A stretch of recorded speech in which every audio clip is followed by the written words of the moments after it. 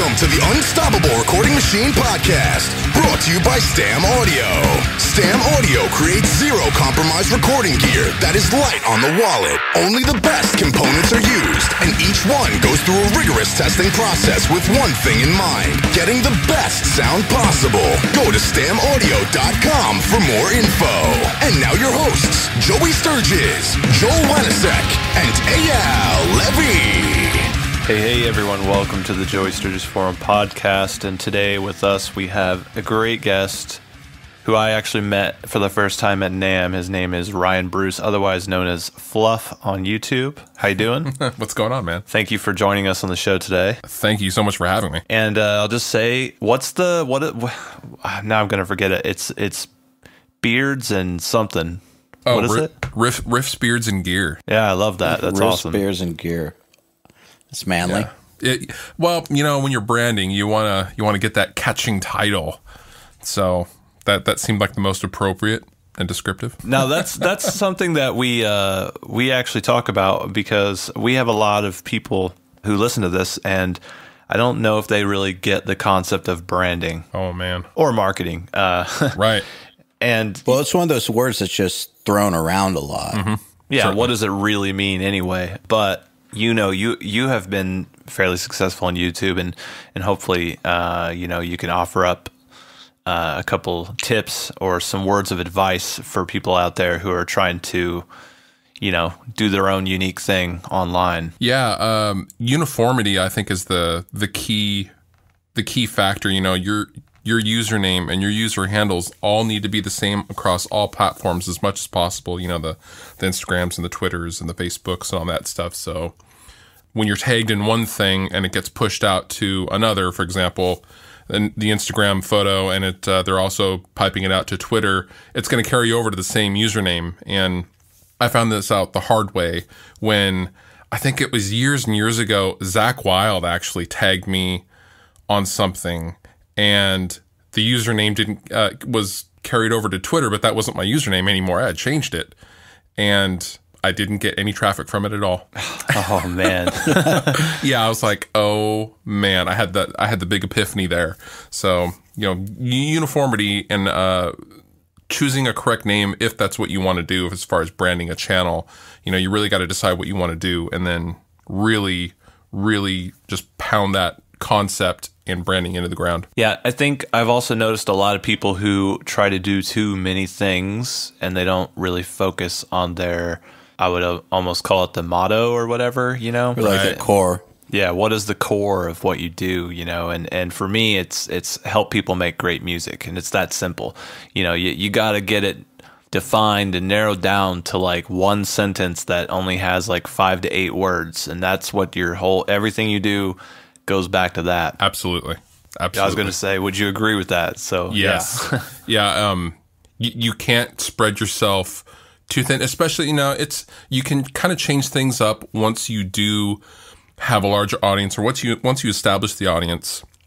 It's definitely much easier to kind of slowly branch out. And I can only use myself as an example, but originally, believe it or not, the original motto for my stuff was less talk, more gear. And I was really, really hardcore gear oriented. And I went with that because I was really afraid to actually talk in front of the camera, believe it or not. And yeah. And I thought, oh, well, I'm just going to tell everyone that I don't want to talk because I hate people that talk to the camera.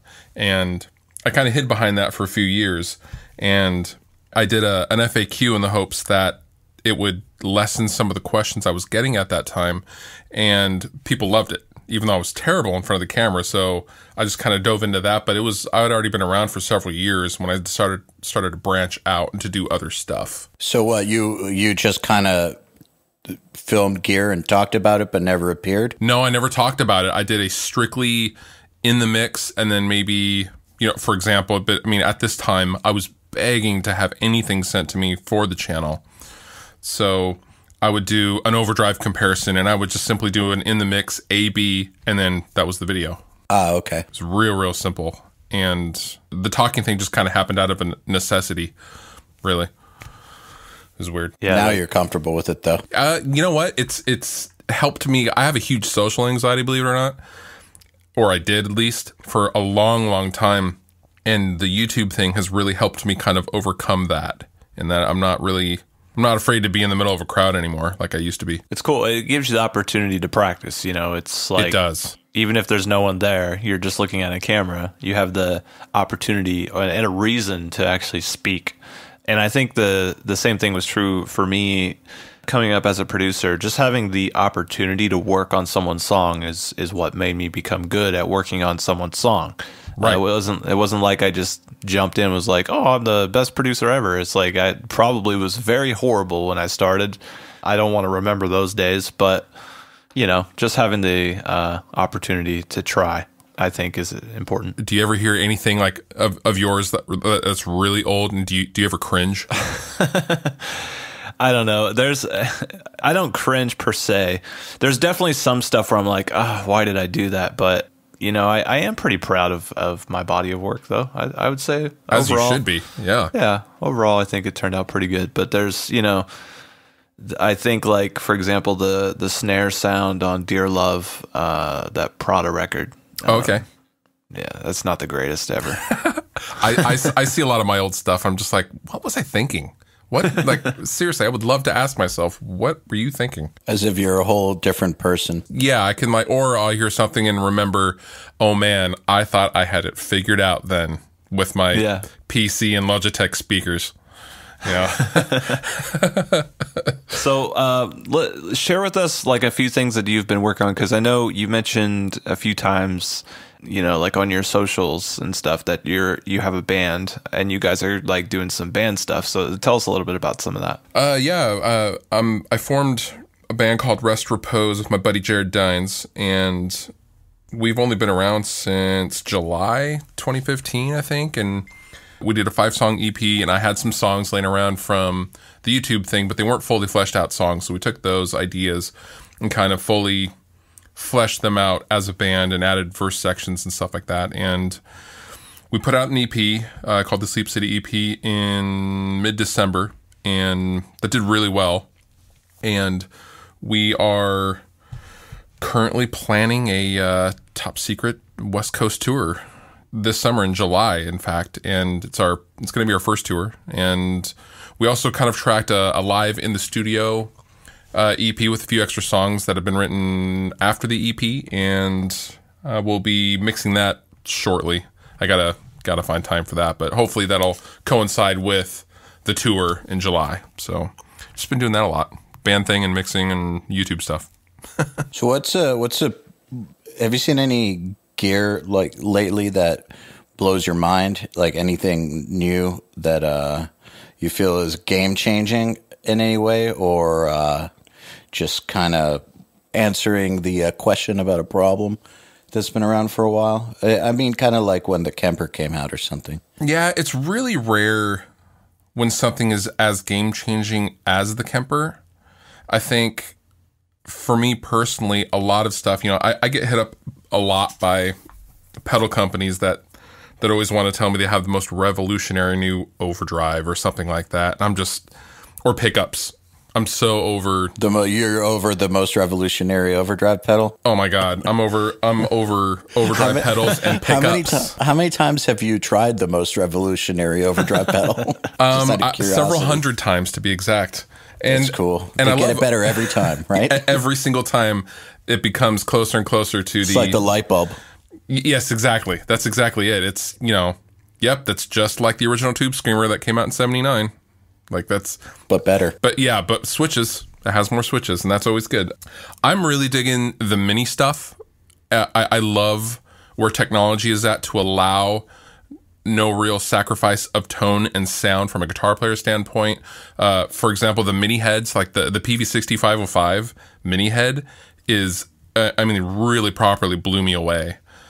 Tell me about those. I heard about those. We have these chat rooms for our subscribers, and I didn't go to NAMM, and I haven't been up on the latest amps, and they were talking about these mini heads the other day, and I didn't know what the fuck they were talking about. So what are these, like just like the normal heads, just small? Yeah, but the circuit specifically for the 6505 Mini is much, much closer to the original 5150 in that it's almost an uncontrollable amount of aggression, and it has the mid-range bark of the 6505s, but it has just this real nastiness that the original 5150 has. And I actually just recently put out a video comparing in a mix all three of them together, A, B, and C'ing them, and it hangs with the old school 5150, and it's, $400. So when by small, do you mean that it's physically smaller and it's like less wattage? Yeah, it's powered with EL84s, which normally cannot come up with the low end that a 6L6 can, but Peavey actually added a resonance control, which no other lunchbox, to my knowledge, has, and so it's very physically. I would say it's about the size of a Kemper, probably a little smaller than a Kemper, powered head, something like that, and it's really, really good. Like, really good. Can you power a cab with it? Oh, absolutely. You can jam with a band with a 412 all day long. It's 20 watts. Okay, I see. That kind of blows my mind a little bit. It's really good. That's a good response to items like the Axe FX and the Kemper that are super portable, I think. And starting the band thing again, like I got it originally, but really the practicality of this, the Kempers and the Axe FXs, I do get it, because I think about those every single time I am huffing a 412 cab into the back of the van or something like that. But, there's always sacrifice. There's always pros and cons to everything. And I don't know, man. I just like tube amps. So you used to work at Boeing. I did, yeah. Yeah, I'm pointing that out because we've had a few guests on who have gone from having like a real job in the real world, career even, to abandoning that and then making something of themselves in this alternate reality. Yeah. So, and you've done that. So I just want to talk about that a little, if you don't mind. Sure. How long did you work at Boeing? What did you do there? That's like a real person job. Yeah, I was there for 9 years. I come from I was a fourth generation Boeing employee. A member of my family has worked at Boeing since World War II, and I started out as a mechanic. I was an AAC certified professional auto mechanic 10 years before I went to Boeing in 2007, and I got into the quality side, and I ended up being kind of a, not higher up, but I had my own cubicle, and I approved some fixes. I would approve the fixes for engineering, and it was a cool job, paid a lot of money, and the transition came. It was always kind of planned, but it was a little sudden. I had just started divorce proceedings with my then wife, and then 3 weeks after that, I was fired from Boeing. It's funny how it all kind of goes together. Yeah, so in the span of about a month, I lost my wife, my job, and my medical insurance, and that was in July of last year. So there's no other option but to work with YouTube. I had no other option, and Airbus wasn't hiring. If this all goes south, maybe I'll go over to Airbus. I don't know. But I had a buddy who kind of worked his way into Microsoft, and then was just recently hired over at Sony on the audio side of things for video games.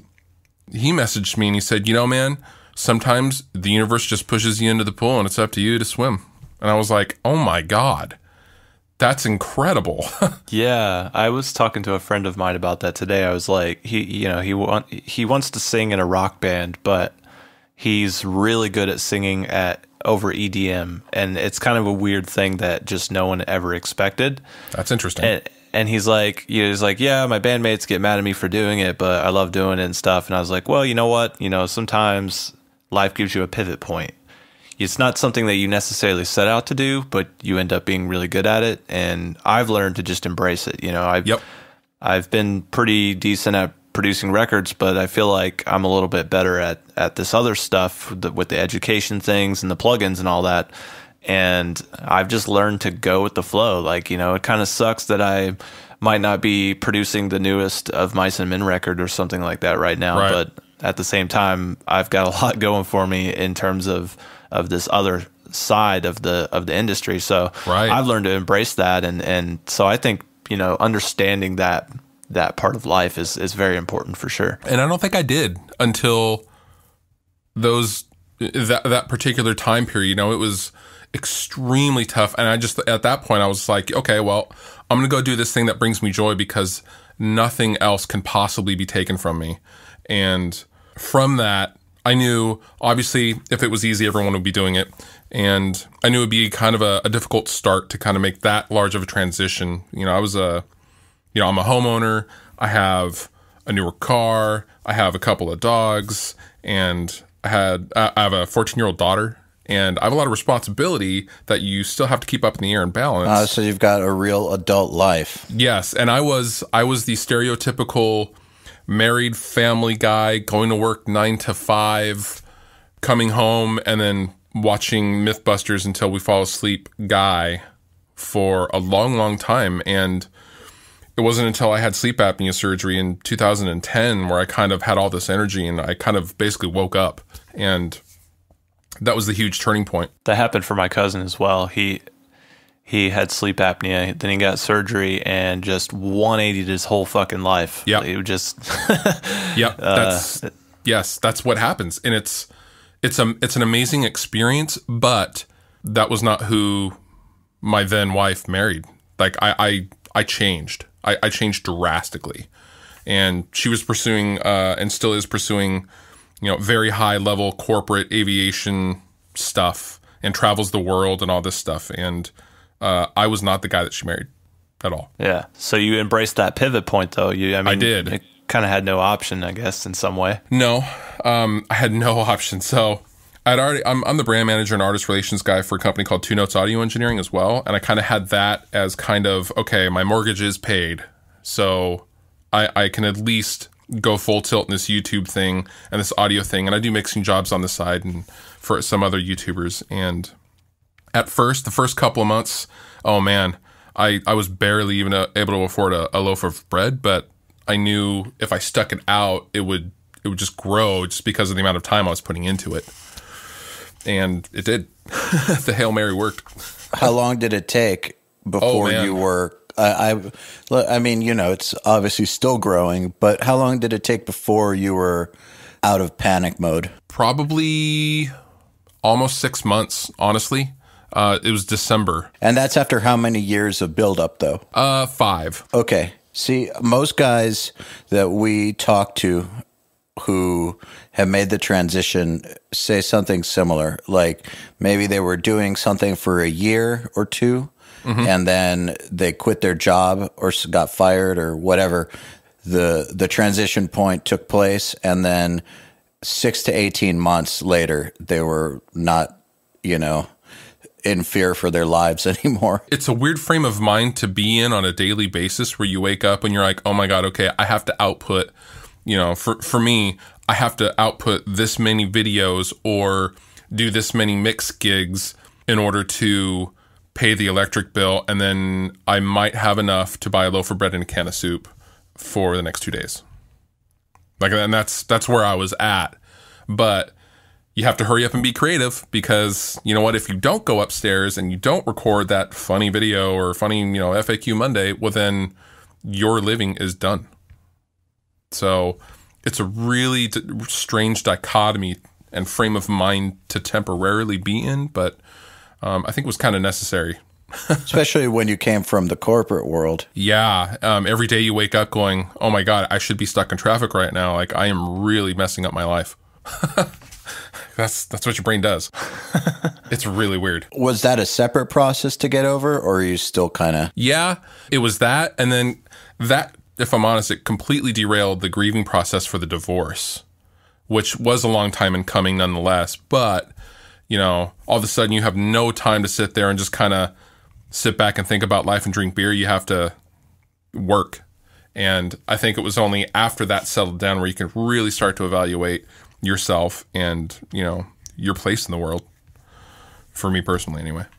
I like that story. I mean, you know, I think a lot of people, they feel like it's an uphill battle now, especially in, I guess, in like audio production and stuff. It's like everyone does everything. Like every band has a guy that records, and it's very saturated and competitive now. It wasn't like that when I started, so I do have a little bit of luck on my side. But what kind of advice do you think you could give, just based on your experiences and stuff, to people who feel that uphill battle? I mean, what is it, do you think? What are a few things that got you through it? The love of it. It all starts with doing it for the love of it. Don't ever do anything, and any of this, especially in the audio world and the music industry, don't ever do it for money or for fame or for large social media followings. That will all come if you are simply passionate about what you are doing and love what you're doing on a day-to-day basis. A. B, be prepared to do a massive ton of work for absolutely free for a long time.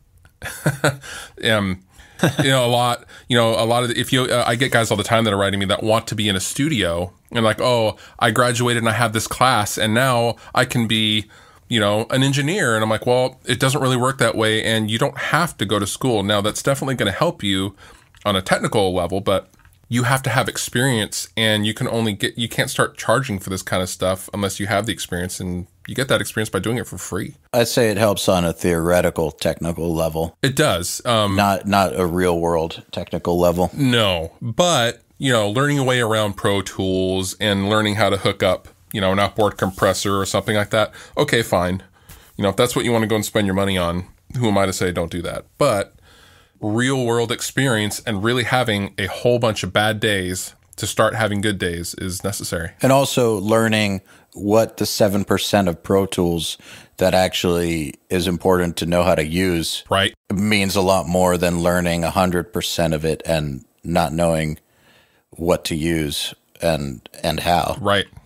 Totally agree. So I see a lot of people spinning their wheels, but yeah, I think you're absolutely right that the practical experience side is, in my opinion, everything. It is really everything, and having the audio thing with the YouTube thing, all that allowed me to do is get more and more experience for free faster, because you're obviously visible, so people are going to hit you up for, this mix gig, or can you reamp these guitars, or can you, can I come over and track this or that for cheap? And so I think the first time I ever charged for a mix, I charged $30 for a song. Wow. Yeah.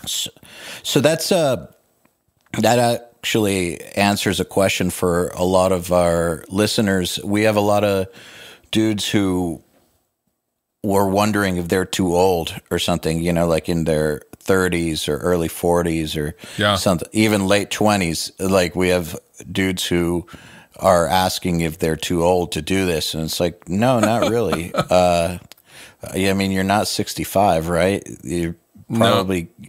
I mean, so your story is a perfect example of that. I'm 35. I turned 36 in November, and I started doing this when I was 30. At 29, 30, I just turned 30, I think. And 5 years ago, I was literally trying to plug my guitar with a 1/4-inch to 1/8-inch adapter into my Gateway PC. Yes. That was me. I started the same way. I did that too. I think there's got to be a meme in here somewhere. I'm going to make one after we're done. Except I did it into a Sound Blaster 16. I don't know what Sound Blaster for me. You did it? You had Sound Blaster I had too? a Sound Blaster, yeah. I did too, guys. I did too. Something to that. Oh, man. Which Sound Blaster did you guys have? I don't remember. I had the EAS or EAX Sound Blaster thing. I don't remember what I remember it was like for video games mostly. Yeah. That's what mine was. It was. Yeah. And my dad helped me make, he had like, a roll of cable. Dude, mine did too. He helped me make a really long cable that went from my bedroom all the way to the basement so that I could like put a microphone down there. And so what I would do is I'd go all the way upstairs, it was a 3-floor thing. So I'd go all the way upstairs, hit record, then run all the way down into the basement and then play my drums with nothing else. I wasn't listening to anything. I was just listening to myself play the drums by myself. That's awesome. And then run back upstairs, hit stop, and then like try to play guitar over top of it and like make sense of what I played on the drums. And I I would always I'd play like 15 to 20 minutes of just all kinds of drum beats and things, and then just try to make a song out of it. And I wasn't. That's amazing. I had no structure to my approach. That's amazing. I essentially did the same thing with guitar. I actually originally tried to record at home back in 1995-ish at a VHS tape from a band called Filter, and they had a VHS tape called The Phenomenology, and it was basically their tour of the Short Bus record, their first record, and they have these incredibly quote-unquote compact and mobile recording rigs, which consisted of 2 refrigerator-sized racks of ADAT machines and all this stuff. And I thought, that is the most amazing thing I've ever seen. I want to try that. And quickly discovered in 1995 that there was no real home recording option at all for a 15-year-old kid to afford anyway.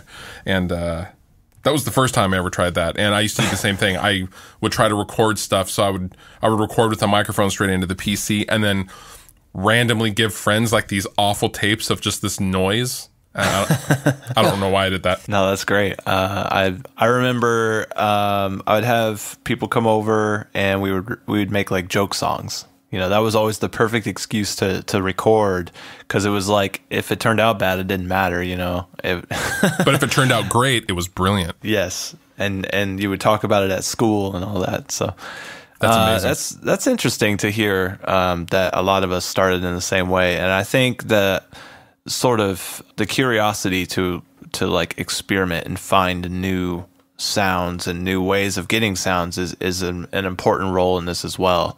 Right. I mean, otherwise, what interest level is there? It's not like you're gonna build a massive amount of wealth out of it or anything like that. Well, the one difference is my dad didn't build me any cables. I don't think that he understood the concept of electricity and music working together I still think he struggles with that idea. So, I got no help in that area. Damn it. But I do remember that back then I was definitely doing whatever I could to try to generate sounds and figure out how to make them happen. No tutorials, no help, nothing. Flying blind. Yeah. I think about when I try to learn something now. And literally, I type it into Google, or I download the manual to a piece of gear or something, right? Like, if I want to remember something that a friend of mine does, I'll just look up something they did on video, or what they said on a podcast we recorded, or what they said on Creative Live, or who knows, like any wide range of this shit that's available now. And, I can learn it in like 5 to 10 minutes and be on my way. Whereas back then it was literally flying blind, like you said.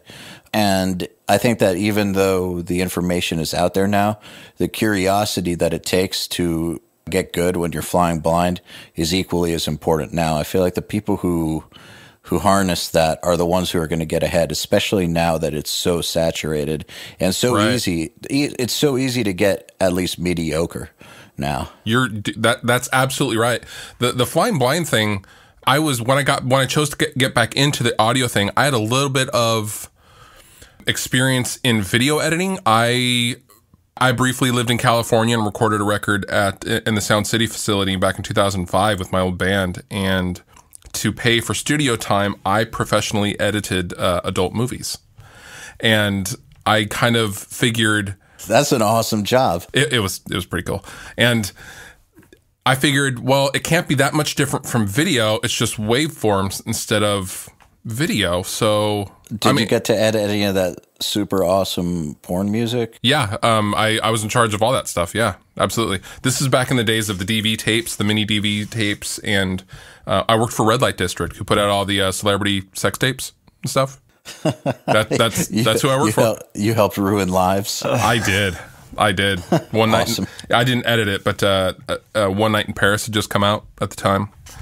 And they were making huge amounts of money, and we would go over to David's house, who owns Red Light, and like Leonardo DiCaprio would be playing basketball every Wednesday. It was bizarre. That is bizarre. Yeah. And you were working at Boeing at the same time? No, I had, this is before Boeing. This is 2 years before I started at Boeing. Okay. That was my original. Did you put that on your resume? I did not put that on my resume. And I don't really often talk about that part because, especially on the channel at least, because like my little nephew even watches my stuff and I get letters from really young people. So I'm always Our careful. audience will forgive you. That's cool. Okay. This is the boys club. So we can Basically. Yeah. Yeah. This is Vegas. So I figured it would be similar to that. So when I started, I spent a solid 1.5 to 2 years on Reaper, just kind of woodshedding, and I had no idea plugins even existed. I thought to get these plugins that people were talking about, you had to get Pro Tools. That's how naive I was. And I just used all the stock plugins in Reaper to the best I could for years before ever buying a plugin, which sounds hilarious now, but I had no idea. It sounds smart. Unintentionally. I wish a lot of people did that. Yeah, that's what I was going to say. It's like, a lot of people, they fixate on, one thing that they don't have. Right. If I had just that ozone plugin, my Right. mixes would sound better. Nope. That's one of the things that we teach is like, you don't need a bunch of very expensive plugins to get this done. Nope, you only need JST plugins. Only. Now, I will say this one thing, though. One disclaimer. I feel like people misunderstand this because we always say that, ears before gear and stuff, and it's 99% of the time true. But like I did a mix crit for somebody yesterday where they're trying to do a metal song and they were using the Logic stock guitar sims and the Logic stock drum instrument and then pitch shifting a bass down. Oh my. And yeah, so like in that case, you're probably not going to get the result you're looking for almost no matter what you do, unless you get really, really, really creative, I guess. Like Really? But at a certain level, though, it's about tools, right? It's about, like, you can't really, I'm sure you could figure out how to use a screwdriver to hammer in a nail, but if you tried to build a whole house that way, it would just suck. That is a great analogy, by the way. Well, I showed him how he can totally change his complete approach to this for under $100. So, yeah. It's still not like, it's definitely not like fixating on ozone, which is $1,000 plugin and thinking that that's what's going to make the difference. Like, I'm just talking about some very basic tools. Sure. Kind of like the same way that if you want to record a guitar amp, you don't have to go buy a Bogner Ecstasy to be able to record guitars well. You can get a 5150, just don't mic up a crate and think it's going to sound good. And you do need an interface.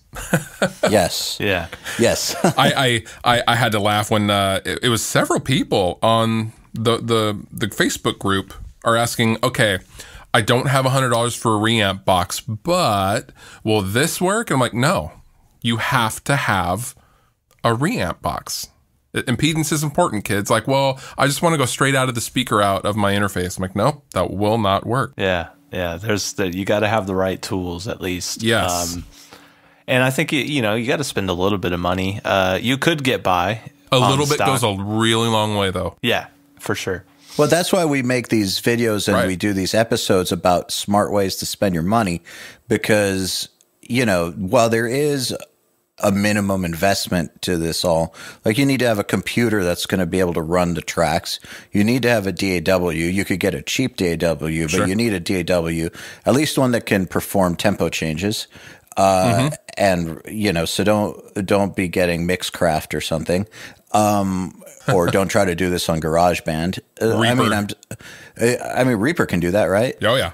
Yeah, of course. Yeah, that's what I'm saying. Is like, I know that, some people make fun of Reaper, but Reaper's perfectly okay. Oh, man. Yes, it is. There's nothing wrong with it. I just make fun of the skins. That's, but Yeah. no, there's nothing actually wrong with Reaper, and it's perfectly fine.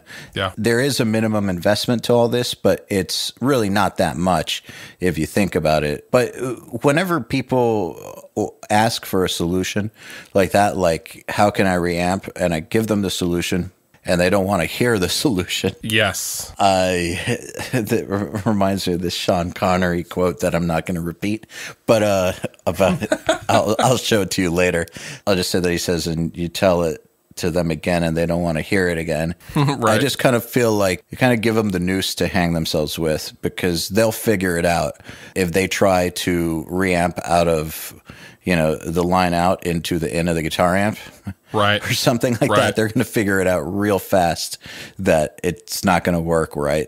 It's going to sound like total shit. Yes, it will. So sometimes I feel like you just you can only push the right idea on people for so long until they actually go and try it and see why you've been saying this the whole time. It's the same thing with like room acoustics, things like that. Or not mixing in headphones, like those kinds of things. Like, I was that guy.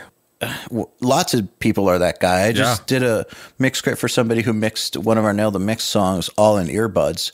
And I could tell that he had some talent, but like the mix was obviously completely imbalanced. And it took like a few minutes, but I deduced that he was using earbuds, Apple earbuds. Oh man. I don't mean like in-ear monitors. I mean, I was going to say the kind that come with your phone. Oh. And it's like, well, on some level, I wonder why someone would even submit a mix that was mixed that way. But on the other hand, maybe what they need is to mix it like that and then get the feedback, realize that it's just not going to work that way. And then after that, try it with monitors and be like, oh, okay. Yeah, that was me. I'm so stubborn. I have to figure it out for myself. I can't. It's really always really hard for me. Not necessarily now, but when I was first starting out, I was hell bent on just doing it the hard way. I don't know why. It was I like weird. that though. I think sometimes that attitude puts you in the right state of mind to really accomplish these things, and I think we're a little bit cut from that same thing because we take an similar approach where it's like, oh, we need to learn how advertising works. So here we go. Let's dive in. Just learn. Yeah. Roll up your sleeves and get dirty. Yeah. Love that. Yeah. I live by it. I'm going to try to make a part of a living off of a podcast. Cool. Let's do it. Yeah. It's awesome. Yeah, it's the same kind of mentality. The way I've seen my career, even though I've had various pivot points, is that everything I've ever made money off of has been completely unrealistic and something where you just have to kind of throw yourself in, and there's no real rule book for it. So nope. No, yeah, there's no real rule book for what we're doing online or for production or for being in a band or anything like that. But I've known enough people over the years who have done very well with all of the above to know that while there isn't a rule book, there's some shared traits, I guess, or characteristics between the people who make it work. And I think that one of those shared characteristics is, people vary wildly in their character and personalities and all that. But one thing that I've noticed between just about every single person who's ever done well at this is that curiosity and the stubbornness of not letting anything really get in their way when they want to do something. So like on a very small level, if they want to learn how to reamp, they're going to learn how to reamp, whether or not they have a reamp box there or not. If that leads them to buying a reamp box, it will, but they're going to figure it out either way. Yes, they will. Right. Yeah. That was me. I mean, hell, I sacrificed my marriage for all this stuff. So, if you lock into something, just do it. And it's okay if you tell people, no, I'm going to do it my way. Thanks. You'll be back. I've noticed in romantic comedies, they'll flip that script sometimes where it's encouraged to maybe give up what it is you want to do for a marriage or something. And I feel like that doesn't work in the real world. No. It leads to misery. It does lead to misery. It really does. And man, It was miserable for a really long time. You don't seem miserable now. Oh, no. It's the irony is I'm now doing what me and my now ex-wife used to always fantasize about me doing while we were still married. It's so weird how everything flipped over the course of just a couple of weeks. And I suddenly didn't have my 10-year, very nice paying job with VIP or a 401k and paid medical insurance to this. And it happens fast. Happens real fast. One other characteristic I've seen with people who tend to make this work is that they have to make it work, whether that's real or just perceived, meaning like it's real. If you think that's real, it's real, because if you think that's real, then you're going to fuck up the other things in your life you could be doing for this. If you think that you have to make this work, then you're going to subconsciously sabotage everything else anyways. So, like whether it's real or not, it doesn't, I guess whether it's real or perceived, I think it's real, if that makes sense. Yeah. Everyone I've known who's made this work doesn't really see another option. That's absolutely right. Which is why I think it's important also to maintain that flexibility that this sounds kind of contradictory, right? No other option but maintain flexibility. But that flexibility that we were talking about earlier about being open to pivot points, I think is super important, while also feeling like there's no other option besides, I guess, this general line of work. Like, gonna make it happen no matter what, whether it's doing this job or that job, gonna make it happen. Yeah, the perfect example being the plugin thing, the JST stuff. I mean, wow. You guys have really, that has grown into a proper thing. And yeah, thanks. And that's bravo, man. Thank you very much. It was one of those things I never set out to make it at first it was a hobby / side business. Right. But now it legitimately pays for my bills. And that's incredible. And it's, I think discovering that I've been on this path, and I think it kind of started, somewhere around when we started this podcast, which is where I really figured out what I'm here to do, like what my purpose is, I guess, on earth is to help people with music. And so once that locked in and made sense with everything that I'd ever done, plus all the things that I was planning to do, I was like, eureka, it all makes sense. And so, I've been very fortunate that it's actually working, and I'm very grateful to be able to help people in so many different ways, and this is one of them. And bringing people like you on the show and sort of exposing your story and building some advice off of that, I think you're helping us do that, and you're doing the same thing for others, and that's kind of all I wanted to do too. I set out to just educate and help people. Yeah, it's all related, man. Yeah, it really is. So great to have you on here, and thanks, man. Thanks for spending some time with us. And I guess if you want people to find you online, which isn't very hard, but where would you want to point people if they wanted to find you online? They can just go to YouTube and search Fluff, and they'll find the channel. Or everything of mine is Riffs and Beards username, and the address on Facebook /Riffs and Beards. YouTube, they don't allow you to change it, so that's still Fluff 191, but I wish I would have chosen a different channel name. That's great, man. And the band name is Rest. What is it? Rest Repose with a comma. Got it.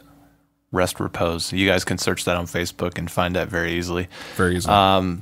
So thanks a lot, man. And congrats on everything that you have going for you. And also, I just want to mention, you guys listening here, check out the 2Note stuff. Really awesome stuff that they're making over there. They've got some cab simulators that I was checking out at NAMM. Can you tell us a little bit more about that just real quick? Yeah, the cab simulators, and basically start with a single rack version of called the Torpedo Live. It's the Torpedo series, and there's also Torpedo Studio. And growing in popularity, it's a hardware version of of an impulse loader, digital impulse loader, and you can hook your tube amp up directly into it and then go right out to the front of the house with no cabinet needed. Gojira's been touring with our stuff for years, so if you've seen Gojira live in the last 2 years, you've heard 2 notes. It's been pretty cool. And they sound great. You've heard only 2 notes coming out. Yeah. But they're 2 good notes. They're very good notes, along with the harmonic raking. Gojira's notes are awesome. Yes, they are. Maybe you could describe for people how that's useful also in a recording setting. I use it, man, I use it probably too much because I haven't mic'd a cab in quite a while. But for example, with the Torpedo Studio, you can sit and you can hook it up via USB to your computer and you can move around the virtual mics on your cabinet. And I can be reamping right into the head and in real time, just kind of move the mic around or mics around and get a tone in the mix, reamp it, give it a pass, and then see what's going on, and then quickly change it. And I can do that silently. So if you're in an apartment or a place where volume is an issue, it's definitely the way to go. Can you enter in your own IRs? Yes, you can. You can load third-party IRs, waves, into it all day long. And that's actually really, really amazing. Yeah, I used the stuff before I started working for them, and that's kind of how I got to work with them or work for them. Is I checked out a Torpedo Live and did a capture of a very old, rare Marshall cab that Fastback Studios has up in Shoreline as one of their cabinet models that you can use, and just kind of grew from there. Really wonderful people at 2 Notes. That sounds like a great evolution on what I used to use. I used to have a Palmer. Yeah. I used to tour with one like 10 years ago, and sound guys loved me because they didn't have to mic my shit, but I still had real amps. Right. And then I guess people also started using ISO cabs, but those never really sounded right. I agree, yeah. So, this is such a great evolution. Yeah, I think going back to your original question, the 2 Note stuff has also completely blown me away. 2 Notes has only been around for about 5 years or so at most. So we're still a small little company. But great reputation. Oh, thank you. Yeah, everything I've heard about it is great, and I know from, I guess, using cab simulators back in the day how useful they can be. So I just figured that by now they're so much better than what I was using. Oh man, and we also have a plug-in version of just the cab part where you can add up to 4 cabs at once. It's called the Wall of Sound. That's free to download from the website, and it comes with I think it comes with 5 cabs. Thanks again, man. Dude, thank you so much. We'll be talking to you shortly. All right, man. The Unstoppable Recording Machine Podcast is brought to you by Stam Audio. Stam Audio creates zero compromise recording gear that is light on the wallet. Only the best components are used, and each one goes through a rigorous testing process with one thing in mind: getting the best sound possible. Go to stamaudio.com for more info. To ask us questions, make suggestions, and interact, visit urm.academy/podcast and subscribe.